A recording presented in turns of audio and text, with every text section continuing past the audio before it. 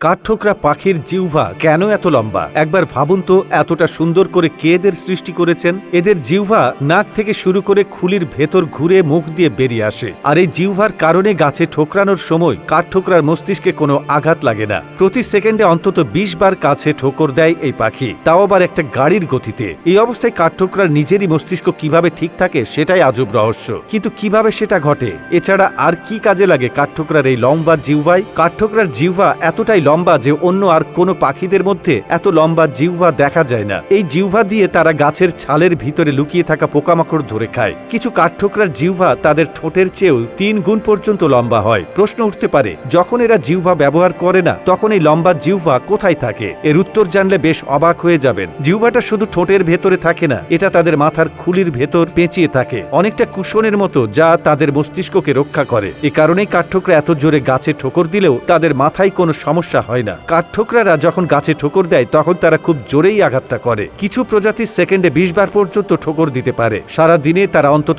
12,000 বার গাছে ঠোকর দেয়। প্রতিবার ঠোকর দিলে তাদের মাথায় খুব জোরে ধাক্কা লাগে, যা তাদের মস্তিষ্কের জন্য ক্ষতিকর হতে পারত। কিন্তু তাদের শরীরে এমন কিছু ব্যবস্থা আছে যা তাদের রক্ষা করে থাকে, আর এদের জিহ্বা তাদের মধ্যে অন্যতম।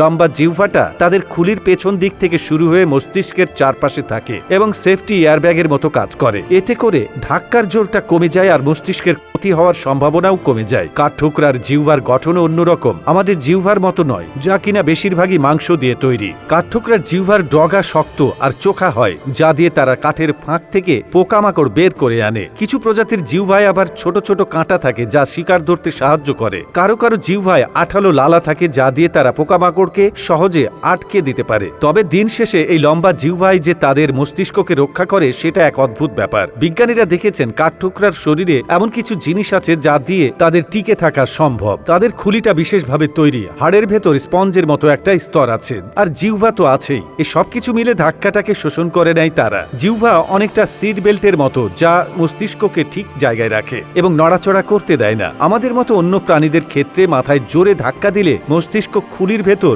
নড়াচড়া করে, আঘাত লাগতে পারে, এমনকি অজ্ঞান হয়ে যেতে পারে। কিন্তু কাঠঠোকরাদের এমন কোনো সমস্যাই নেই। যখন কাঠঠোকরা তাদের জিহ্বা ব্যবহার করে না তখন সেটা খুলির ভেতর দিয়ে গুটিয়ে যায়। এতে করে জিহ্বা একই সাথে সুরক্ষিত থাকে। আবার পোকামাকড় ধরার সময় প্যাঁচ খুলে লম্বাও হতে পারে। তো বন্ধুরা, এতক্ষণ আমাদের সাথে থাকার জন্য আপনাকে অসংখ্য ধন্যবাদ। পরবর্তীতে দেখা হবে নতুন কোনো তথ্য নিয়ে। ততক্ষণ পর্যন্ত ভালো থাকবেন, সুস্থ থাকবেন এবং আমাদের পেজটি ফলো করে সাথেই থাকবেন। ধন্যবাদ।